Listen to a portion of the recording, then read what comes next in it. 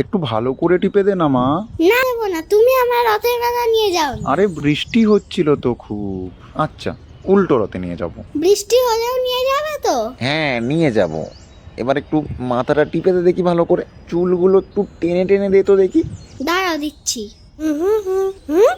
ও মা, বাবা বুড়ো হয়ে গেছে দেখো। বাবার মাথায় কতগুলো পাকা চুল। একটা একটা করে তুলে দে তো মানা, পাকা চুলগুলো। মাথা নাড়াবে না, চুপ করে শুয়ে থাকো। একটা। না না, তুলিস না, আরো বেশি হবে। দাঁড়া, আমি ব্যবস্থা করছি।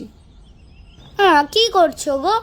এই যে বাবার চুলে গার্নিয়ারে হেয়ার কালার করে দিচ্ছি। জানিস বাবা বুড়ো হয়ে গেছে, কতগুলো পাকা চুল।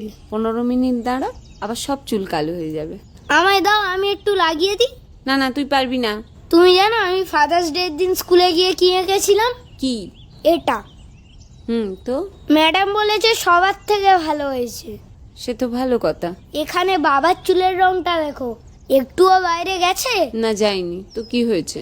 তাহলে এখন কেন আমি বাবার চুলের রং করতে পারবো না? মার না খেতে চাইলে চুপচাপ ঘরে গিয়ে পড়তে বস। ভাল লাগে না চাই। ও বাবা, তোমার পাকা চুলগুলো আমি পুতুলের মাথায় লাগিয়ে দিই, তারপর আমি ওর মাথায় একটু রং করে দেবো। ও মা,